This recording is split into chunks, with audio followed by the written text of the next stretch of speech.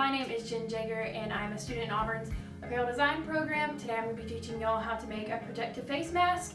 And we know that there's a ton of videos already out there about this, but since Human Sciences is all about improving quality of life, we wanted to just drop it straight in y'all's laps. So let's get started. The mask that we will be making today is a pocket mask so that you can slip a filter down into it. Air filters work great. You just need to make sure that they are at least a MERV 13 rating. And these that we'll be making have ribbons on the side, so it's adjustable to any different heads if you're donating these. You can also use elastic like I did for this one, and for this one I cut hair ties in half to make them the perfect length. This is about 6 inches, and then this is, I believe, 7 inches of elastic. But for the ribbons, we are using, these are 18 inches, just about, doesn't have to be that long, can give or take a little, of about a 3/8 of an inch ribbon. And then you'll need a 9 by 11.5 inch rectangle, and I'll link to the pattern that I used here, but I have taped to the pattern that I used together so that if I'm making multiple stacks, like I had made a whole stack of them, I cut them all at once in multiple layers, so I taped it together and didn't do it on fold. So here we go. The first step you'll do will be cutting your fabric. Okay, so when we're cutting with this pattern, we want to make sure our grain lines are matched up with our selvage edge, and we'll just, because I'm cutting this on fold, we're gonna just cut. And you want to use, like I said, a cotton woven fabric. This is just fabric we had left over. It's literally from like the 90s, and so really anything you have will work. Okay. Okay, so since we're using a satin ribbon, they're probably gonna fray if you wash it, because we want these to be reusable. And so I'm just gonna make sure I singe the edges of these with like a little lighter real quick. Here I'm just pressing in a crease for that top seam allowance that on the pattern is 1/4 inch. I'm eyeballing a little bit because I want to make it wide enough that I can cover the width of my ribbon and encase it in a pocket, basically. And now we're just gonna fold it in half and press this one edge down so that we have that crease while we're sewing. Okay, so to sew in the ribbon, I've just pinned them in to where it lines up just with the edge of that crease on each of that side. And so the right side of my fabric and the right side of my ribbon on the satin side, if it's not a double-sided ribbon, all are on the same side. And then these, if you look closely, to like this edge is right at that crease so that it'll line up with there when I sew it. So we're just gonna go and tack these down real quick. Okay, so now we are just gonna tack these down real quick and make sure you don't sew your pins, just to make our lives a little bit easier later. Make sure you pull out your pins as you go.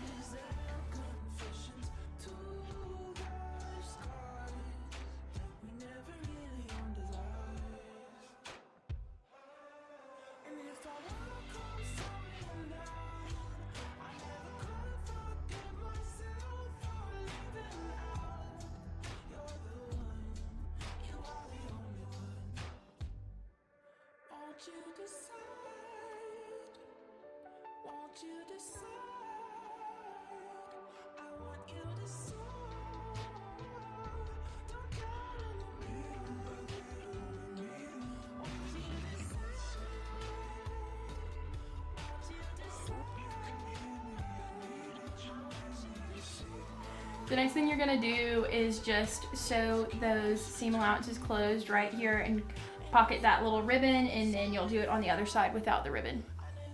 Okay, so now we're gonna make sure that these are folded over, and we're gonna fold this over where that crease is, how we pressed it, to make that pocket, and we'll sew this line right here.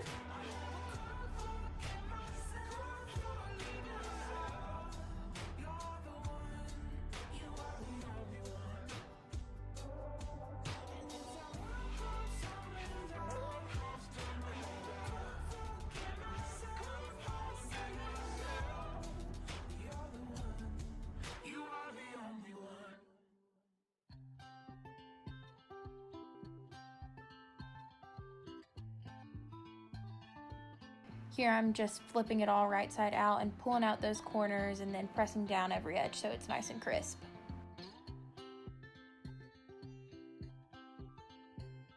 Now I'm just getting ready to put in some pinch pleats. You'll just eyeball this a little bit, but we're going to put 3 in. So you'll pick it up and pinch it and then press it down, and I'm pinning them in. You don't necessarily have to pin them. And then go across, making sure it's straight all the way across, and pin the other side, and then flatten that out, pick up another one, and repeat this 3 times, and then we'll press it all down and sew along those edges to keep it in place. Friendly little reminder, if you're using pins with plastic pin heads like I am, just leave them stuck out just a little bit when you're ironing, and don't go over them so that they won't melt to your ironing board or your iron itself.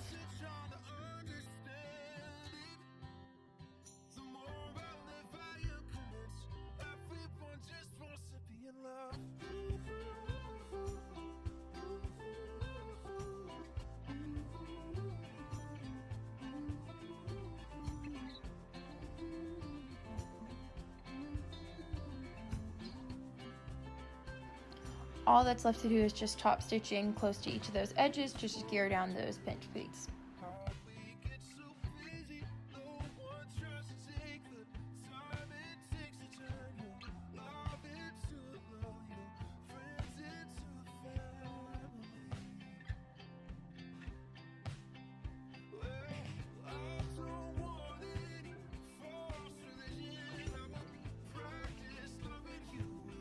And here is our finished mask.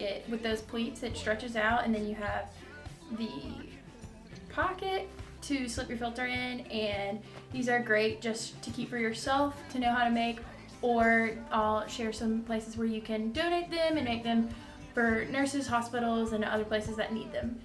So the pleats in this mask allow you to cover from your nose down to here, and that pocket where you can put that filter makes it more than just a bandana around your face. And again, they're pretty durable, so they're great for wash, rewear.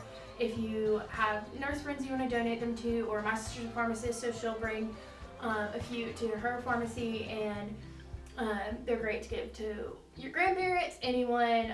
You just want to make sure that you wash them and disinfect them again, wear gloves when you, and rebag them if you're donating them somewhere, to keep them as sanitized as possible, so we can help our hometown heroes. And thank you so much for watching. War Eagle!